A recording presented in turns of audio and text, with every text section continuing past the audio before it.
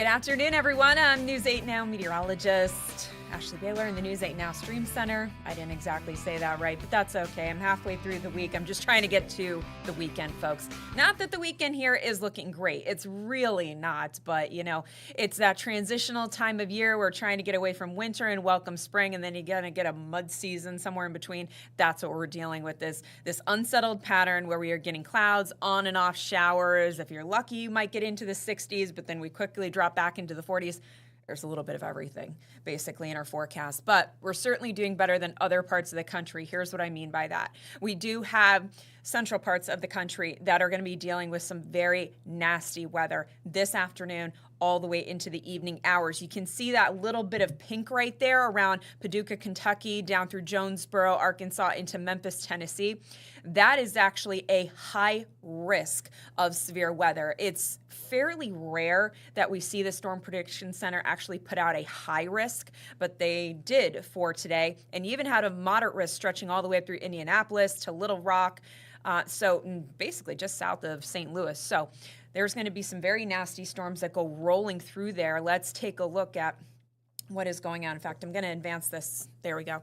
So I'm going to advance this to show you that there are already severe thunderstorm warnings popping up across central Missouri, down through Arkansas, and some tornado warnings. I see about three, maybe four tornado warnings that have popped up there. So, bad situation, especially when you talk about the potential for long track tornadoes and you're getting into the evening and overnight hours. That's when, unfortunately, people don't necessarily get the warning that something is approaching, whether it's a tornado, whether it's very strong straight line winds, whether it's damaging hail, but they have the possibility for tornadoes, very large hail, very strong winds, and of course, when you get this heavy rain, you're also talking about the potential for some localized flooding. So let me jump back here to our local satellite and radar composite, where throughout the day, we've actually enjoyed quite a bit of sunshine, but we're starting to see a deck of high clouds move in, and the clouds will actually get thicker as we go through the overnight hours. So there's a look at what's heading in our direction. You can see that we have some rain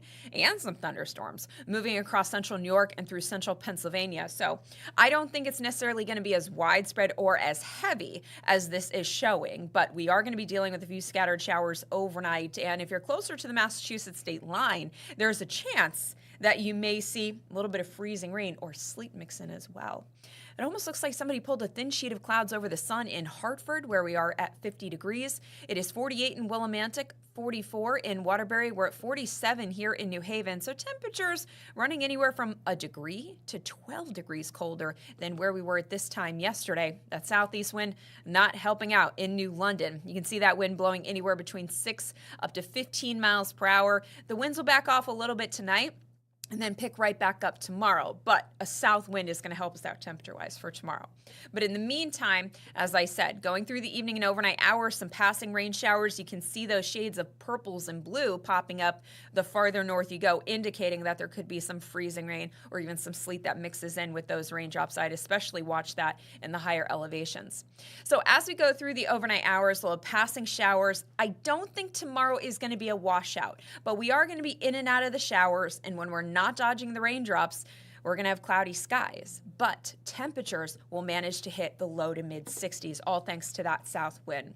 Now, things aren't going to get better as we go through Thursday night. Friday, on the other hand, I'm optimistic that will dry out on Friday and it will stay mild.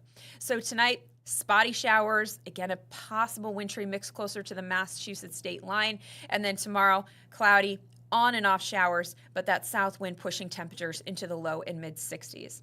Here's a look at your 8-day shoreline forecast, where we will dry out on Friday. So Friday is a salvageable day. I'm not optimistic that we'll completely shake the clouds, but it's better than what we expect for tomorrow, and certainly better than what we expect on Saturday, because the damp weather moves back in for Saturday, knocks temperatures down into the upper 40s and low 50s, and we're not exactly safe on Sunday.